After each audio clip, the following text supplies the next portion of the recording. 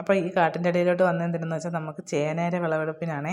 അപ്പോൾ ചേന നട്ടപ്പോൾ കാടൊന്നും ഇല്ലായിരുന്നതാണ്. ഇപ്പോൾ ഈ വാഴയൊക്കെ ഒരുവിധമായി, ഇനി കാട് മൊത്തത്തിൽ തെളിച്ചാലേ പറ്റുള്ളൂ.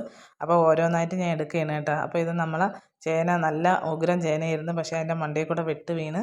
അപ്പം അതുകൊണ്ട് ഞാൻ പിന്നെയുള്ള ചേനകളെല്ലാം വളരെ ശ്രദ്ധാപൂർവ്വം കൈവച്ച് മണ്ണ് നീക്കിയാണ് എടുത്തിട്ടുള്ളത്. അപ്പോൾ ഇതിൽ 1-2 മൂട് നമ്മൾ പഴയ ചേനയാണ്, എടുക്കാൻ വിട്ടുപോയി. അവിടെ തന്നെ നിന്ന് പൊടിച്ച ചേനകളാണ്. അപ്പോൾ നമ്മളെ കുന്താലിയുടെ സഹായം കൂടെ കൊണ്ടാണ് ഈ ചേന വലിയ കുഴപ്പമൊന്നുമില്ലാതെ എടുത്തിട്ടുള്ളത്. അപ്പോൾ വീട്ടിൻ്റെ അടുത്തുള്ള വേസ്റ്റൊക്കെ കൊണ്ടിട്ടത് കാരണം 1-2 ചേന അതിൻ്റെ അടിയിലായിപ്പോയി. അപ്പോൾ ആ ചേനയാണ് നമുക്ക് ഇത്തിരി ആഴത്തിലായിപ്പോയത്.